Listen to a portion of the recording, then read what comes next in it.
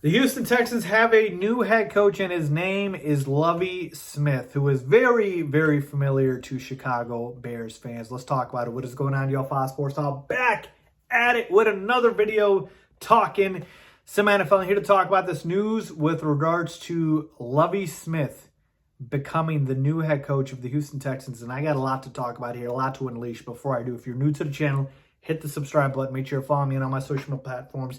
Guys, hit the bell icon so you're notified every time I drop a new video. All right, let's get into it. Lovie Smith, this news dropped out of nowhere, and I got to tell you, usually when people like to make just blanket statements about teams, players, and whatnot, you know, it's looked at as a bit hot takey, if you will, and that's not what I do. But there's some times where that might be the appropriate reaction, because to me, this is awful. This is awful by the Houston Texans. And it's not about Lovie Smith. It's about the process. Because you go from firing a guy in David Culley, who you should have never fired in the first place, because David Culley was able to get you wins with Davis Mills at quarterback, right? In a Houston Texans roster, which was barren, right? You had literally no talent. You were just starting the corpses of David Johnson and Rex Burkhead, and your receiving core is awful, and it was just an absolute mess, all right? So, first of all, you fired David Culley, who was still able to be somewhat competitive, even with that roster, and not a complete dumpster fire.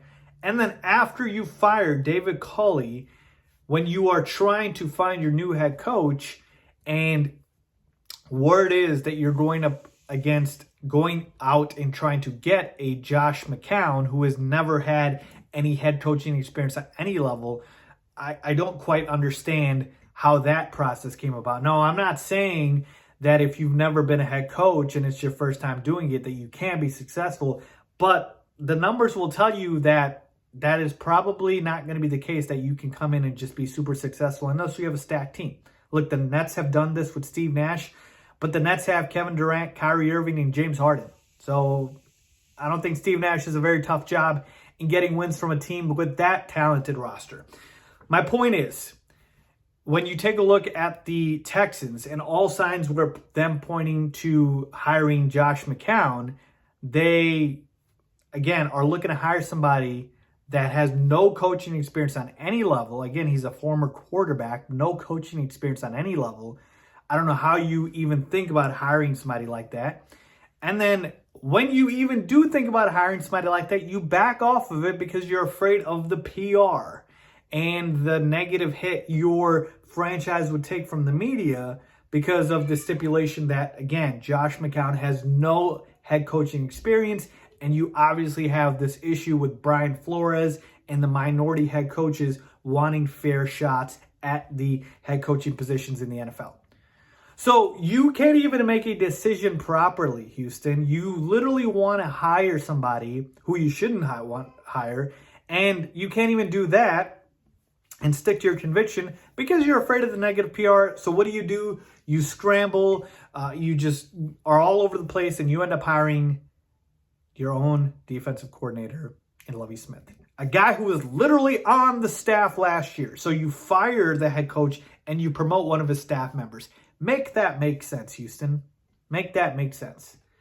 It doesn't. So the whole process was a mess. It was an absolute abomination. Again, this has nothing to do with Lovie Smith. I'm just criticizing the process. But I'll tell you this much. Lovie Smith, to me, shouldn't be a head coach in the NFL today. And that's not to say that Lovie Smith can't coach, but I'm just saying I would have gone in a different direction in terms of where the NFL is headed, right? And Lovie Smith was a fantastic coach for the Bears, but I think he's past his prime. I think that's pretty easy to see. So I think the Houston Texans are doing themselves a disservice here, because what's going to happen is they're just going to have Lovie Smith for a year, maybe two, and then fire him.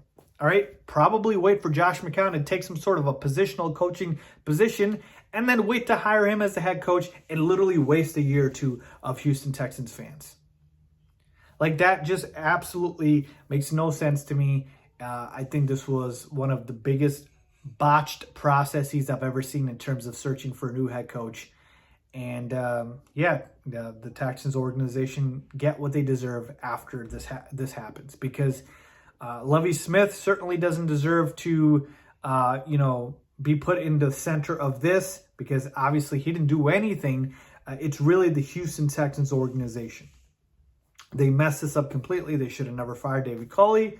And then after firing David Culley, they should have stuck to their guns and hired who they wanted to and not be afraid of the negative PR. And when they did that, then they ended up hiring Lovie Smith, and now they're just going to fire him in a year or two. You can book it. They're going to fire him in a year or two.